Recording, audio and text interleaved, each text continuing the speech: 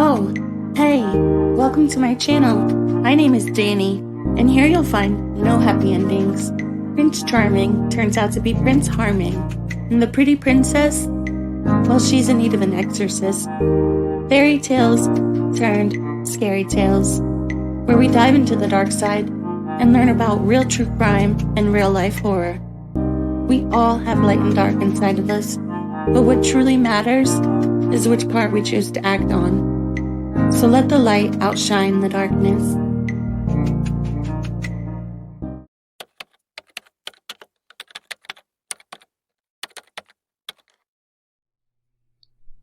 Sherry was a 24-year-old college student. She lived alone in a second-story apartment, and she and her mom had just returned from a Lamaze class because Sherry is 7.5 months pregnant. She was exhausted from the day and from being on her feet, so when she got home, she got changed and went right to bed. Seconds after Sherry laid down, she felt a pressure of something or someone behind her while in bed.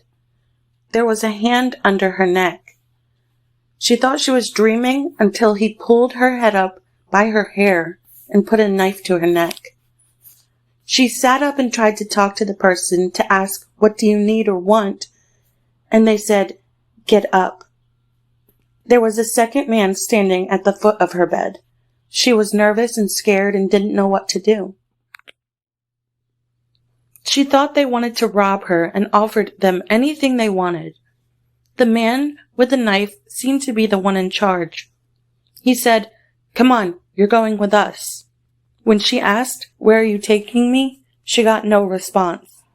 He just told her to get dressed, put some clothes on, and she realized that screaming at this point wouldn't help because the rest of the apartments of the upstairs in her building were empty. She was forced out of her apartment and onto the landing, and then she ran down the steps, 7.5 months pregnant, going as fast as her legs would take her, down about 20 steps, when she made it to the front door and turned the knob. It wouldn't open. The man with the knife caught up with her, tackled her to the ground, and started choking her. All she could think was, "I'm going to die," when he suddenly lets go and drops her straight down to the floor. One of the apartments had its door slightly open, and the intruder commands his accomplice to help him get Sherry into the apartment. She realizes that this is the apartment of a woman whose son had recently left home. This is her neighbor's son. She remembers seeing him a few times standing on the front porch, but never got his name. She just recognized his face. She tried to say, "I'm not going in her apartment," but the man replied with, "She ain't home anyway." The man forces Sherry into his mother's apartment. Her next thought was to try and bust the window open so she could escape. She got free, pushed the table out of the way, and hit the glass with her elbow as hard as possible, but the window did not break. The same man as before grabs her and starts choking her again. "Look at the mess you made," he yelled, because her elbow was now bleeding. Sherry was forced to strip, to take off every piece of clothing until she was completely naked. She felt humiliated being exposed, almost 8 months pregnant. The neighbor's son ordered the other man to go grab a blanket, and the men laid down the blanket and SA her one after the other. She pleaded for them to stop, but was threatened to be killed with the knife. She couldn't do a thing at this point to stop them. She was desperate to save her babies. Yes, that's right. Babies. She was having twin daughters. She needed to survive this so that she could meet them. When the attack was finally over, Sherry was taken to the bathroom to get dressed. She was left alone for a few minutes while the men stood outside the bathroom door guarding it. So she decided to put her fingerprints everywhere, on the walls, on the sink, In case she didn't make it out of this, she wanted people to know that she was there, in that apartment. She didn't want to leave the safety of the bathroom, but she had no choice. When she walked out, the man said, "We're gonna go outside and you're gonna go to your truck the way you usually do." She realized that they had been watching her. She was put in the back seat. The man with the knife drove and the other man sat beside her. They drove to a forest and made Sherry walk with them into the woods.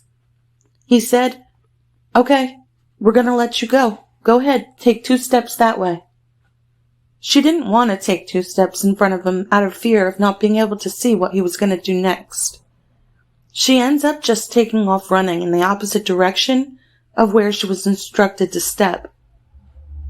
Running for her life, she tries to go as fast as she could into the dark woods without tripping on anything. The guy with the knife yells, "Catch that witch!" She was grabbed from behind and fell on her stomach. Her first reaction was to protect her face and neck. She put her hands up to cover herself, and the man ordered her to move your hands so I can leave my mark. She tried to fight him off, but then felt the knife slice into her throat. Warm blood started spilling down the front of her. She remembers vividly her baby kicking when she was cut across the neck the first time. He then grabs her by her hair, lifts her head up, and cuts her again. Sherry started acting like she was dying, gasping for air, breathing really hard, and making choking noises. She made her body twitch and jerk and shake. She made gurgling sounds as if it was the last breath she would ever take. She was giving the performance of a lifetime. It took all her strength, all the power in her body, and after a few minutes, she started hearing the sounds of footsteps running away. She was so scared. When she finally found the courage, she slowly began to stand up, and this is when she looked down for the first and only time. Her entire shirt was covered. It was completely red. She told herself, "Stay calm, go find help. Stay calm, go find help," over and over while she began walking. After what felt like a lifetime, Sherry finally found a fence. She had to climb it to go get help. And when she finally gets to the top, she sees a dog. She was terrified that her attackers were behind her, but she was also afraid that the dog would attack her if he smelled all the blood. She decided to climb back down, and walked 3 to 4 houses down, and reclimbs the fence again. She gets into the backyard and runs to the back door, pounding, with her head down, trying to stop the blood from pouring out of her neck. When she finally looks up, she sees that the house is abandoned, with boards over the windows. Sherry looks across the street at a house that was lit up with Christmas lights. She decides to go knock on the front door and then the windows. A woman inside asks, "Can I help you?" without opening the door. Sherry states, "My name is Sherry. I'm 7.5 months pregnant. I've been raped. I've been SA'd. My throat's been cut twice. Can you please call 911? The woman was too afraid to open the door, so Sherry waited alone on the porch until help arrived. After she got to the hospital, doctors told her that her jugular vein was just barely missed. She gave them the license plate number to her vehicle, the description of the attackers, and told the officers who came to speak with her that it was her neighbor's son who lived below her apartment. After about an hour, officers tell Sherry the men were caught driving her vehicle. She later discovered that the men had been stalking her. They had been going into her apartment when she wasn't home. The next day, detectives tell her their names: Zanzibar Johnson and Curtis Jenkins, and both were found guilty of SA and attempted unaliving. they were both given 30 to 50 years. Sherry gave birth 1 month after the attack to 2 beautiful, healthy twin girls. She states that she survived because of her daughters.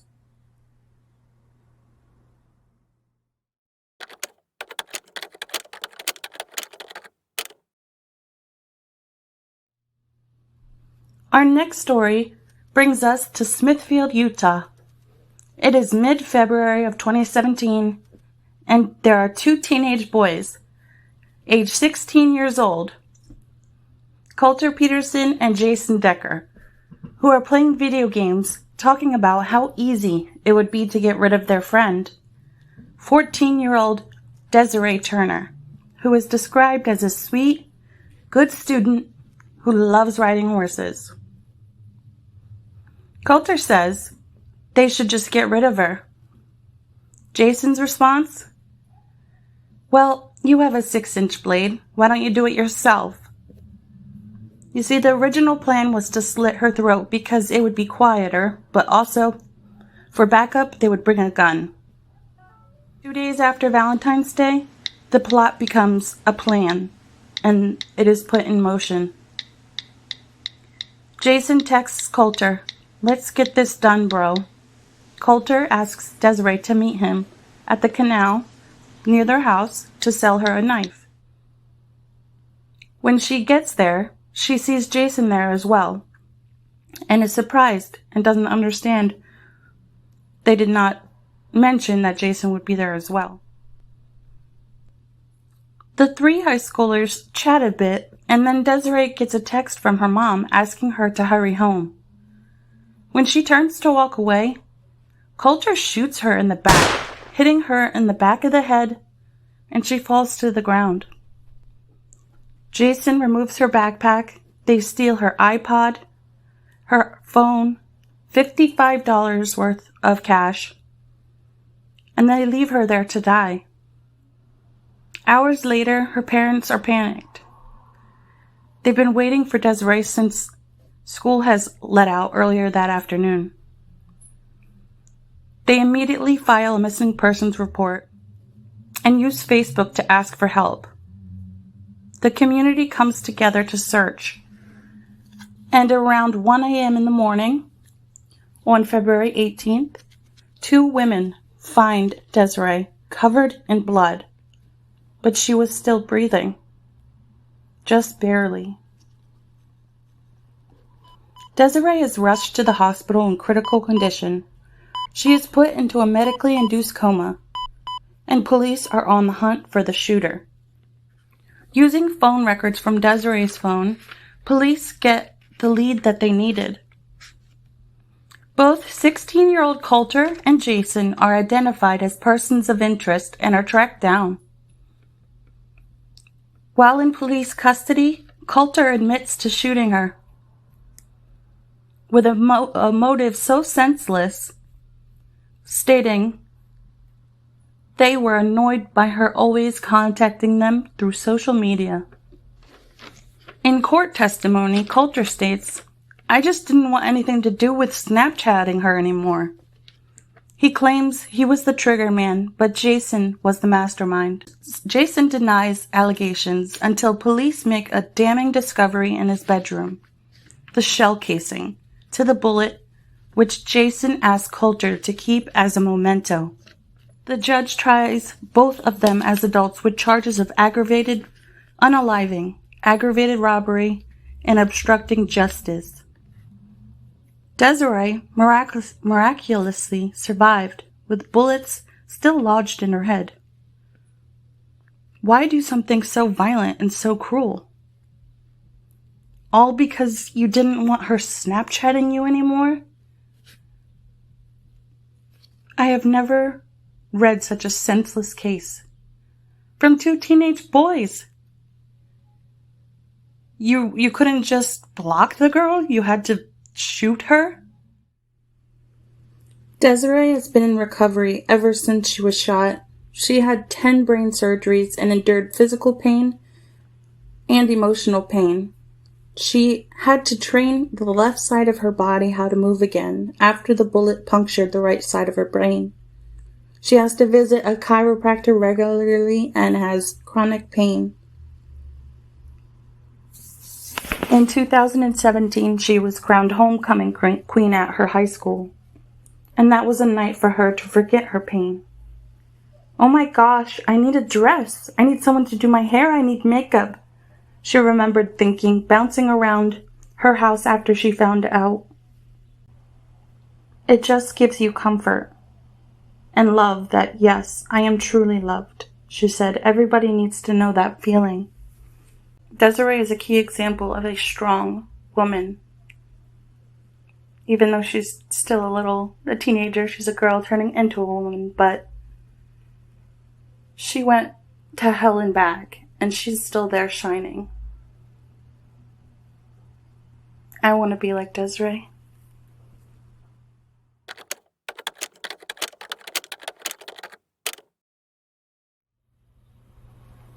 Our final case for today occurred in Jacksonville, Florida in 1997. Susan lived on a rural property 10 minutes from the local town. One night, Susan was waiting up for her 18-year-old son to return home from a night out with friends. She was just watching TV when she hears her doorknob jiggle. She thought, wow, he's actually home early. The clock said 12:40 a.m., which is unusual for her son to get home any time before 2 a.m. She to let him in because she thought he was struggling with his key to open the door. Why didn't he set his car alarm, she thought. Susan's husband, Mike, was asleep in their bedroom. All of a sudden, she hears a loud boom noise, and 3 armed men smashed in her front door. Susan runs towards her bedroom, and one man screams, "Lay down, ma'am." But she kept running, trying to get to her husband. She knew they were in serious trouble. Another man jumps over the couch to try and stop her from getting into the bedroom, falling, which allowed Susan to get in and to hold the door closed with her body, trying to keep them out, and screaming for her husband. She struggled to keep the door shut with all 3 men beating on it. Mike suddenly gets up, but he's still confused and groggy. The door then busts open, sending Susan flying backwards. At that point, she knew she was shot. Right in the chest. It felt fire going through her, but she had no time to think about it. Her husband was fighting with the men, and she needed to help him. Mike was suddenly shot in the shoulder, but he continued to fight. He was short, only 5'5" or 5'6", but muscular, and was holding on to the men, pushing and shoving them, taking blows to his head by the guns. But he kept pushing the men, refusing to let go of them, in order to protect Susan. At one point during the struggle, Susan was left alone in the bedroom while Mike and the robbers had continued to fight, bringing it out to the living room. Susan was able to grab her phone and call 911.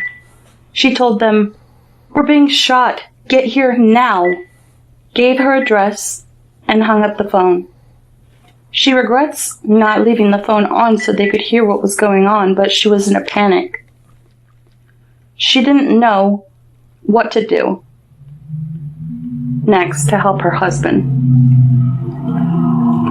She ran to her husband's bedside table to grab his .22 caliber pistol. He reminded Susan how to take the safety off and cock it before shooting the gun, but she never thought that she would ever have to. She was thinking that if she ran out and just shot, she might hit Mike.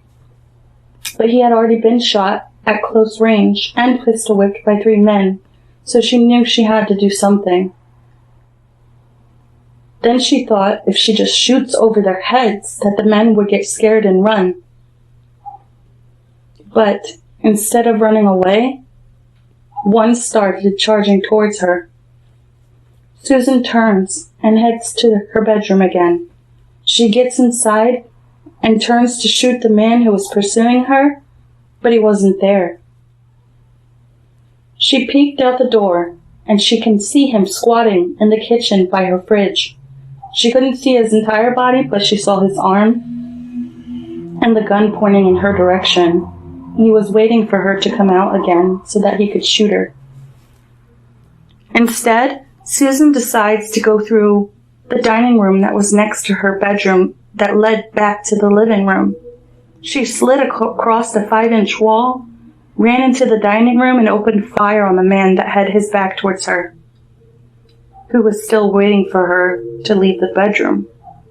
He jumped up unexpectedly and shouted, "The effing witch shot me. Kill her." 2 of the bullets hit the gunman, and he staggered outside. She looked at the other gunman, and she sees one has his gun pointed into Mike's side, and then fires point blank right into her husband. She watched him drop to the floor. He didn't say anything, he didn't move, and she thought he was dead. This was her opportunity to shoot the men, but as she tried to pull the trigger, nothing happened. She was out of bullets. Susan turns around to run, and she's shot again in the shoulder. The men shot about 9 bullets, but only 1 hit her. Her adrenaline was so high that she didn't feel the pain at the time. The bullet passed through her chest, collapsing her right lung. She decides to run back into the bedroom and slams the door, and everything fell quiet. She looked down, and she noticed the blood pouring everywhere. She knew that she was about to die. At this point, there was only 1 gunman left in the home. The 3rd intruder fled in the getaway vehicle. All Susan could do was pray. She asked the Lord for forgiveness and that her husband be okay. It has been about 5 minutes since she called the police, and everything was still quiet, and she was wondering if her husband was dead or alive. But she knew that she couldn't go back out there if she wanted any chance at surviving. She prayed for the police to get there. She was standing in front of her closet in pure terror, just waiting for the men to come and finish her off, knowing her husband was down and she was completely alone at this point. Out of nowhere, she hears the man scream, "Where's the keys to the effing truck?" Her husband was alive because she heard him answer, "In my hat in the bedroom." He didn't know Susan was in there, and Susan knew the man was about to come into the bedroom. The room was dark and the door was busted. She prayed quietly until the intruder stated, "Where are you?" And she fell silent, holding her breath. The man flicked on the light, and they came face to face, about 4 feet apart from each other. He put the shotgun to her temple and said, "Give me the effing keys to the truck." Unknowing to the man that his mask was on his head, revealing his face. Susan tried to remember every detail about that face, in case she survived, that she could identify him to the police. He was screaming at her, asking if she called 911, because when Susan had called and hung up, they continued to call back over and over again. She lied and said no. "You've already shot us. Just take our truck and go." Taking the keys out of her pocket, he grabbed them and ran off. Desperate to get away, the gunman accidentally drove over his accomplice that was laying in the yard after being shot by Susan. Finally, Susan is able to run to Mike in the living room. She was so afraid to look at her husband, who wasn't talking or moving. He was shot in the torso and shoulder. Both injuries were life-threatening. The phone was still ringing, so she grabs it. It was 911 calling back. They informed her that help was on the way and asked if the intruders were still there. Susan says no, but she tells them that her husband was shot and needed help really bad. It was now more than 10 minutes since she had first called. She remembers looking down and seeing all the blood in her chest, telling the dispatcher that she was shot as well. They instructed her to lay down on the couch with her feet up. She struggled to breathe with the reality starting to sink in and adrenaline wearing off. She was worried that if she laid down, she would just die right there and then. But after being there for only a few minutes, she finally sees the blue and red flashing lights. She jumps up and screams, "Help us! Help us!" An officer asks if it was just her and her husband here, and if any intruders were still there. She says no, while the officer practically tripped over the man that was in the front yard. Susan did not know that he was there. The officer points his gun at the man and tells Susan he can't come help her yet, but that more help is on the way. Paramedics arrive and take Mike and Susan to the hospital. The gunman in the yard was unalive, and no one knows if his accomplice ran him over to keep him quiet or if it was an accident. In an autopsy, it was discovered that it was Susan's bullets that killed him, and she is still burdened at the thought of taking a human life, even if it was self-defense. She has to live knowing that she was the cause of this person's death, and that thought is painful. Robert Halls was on the run for 6 weeks before finally being arrested. He was sentenced to 5 life terms and can never hurt anyone else. Louis Wright, the getaway driver who fled the scene, only served 3.5 years in jail. For Susan, the trauma continued even when she returned home from the hospital. Walking through her bullet-ridden front door was terrible, and they wound up finding 40-plus bullet holes in her home, and one in her ice maker that the police even missed. Susan believes that she survived so that she would be able to share her story so that other people would know what to do.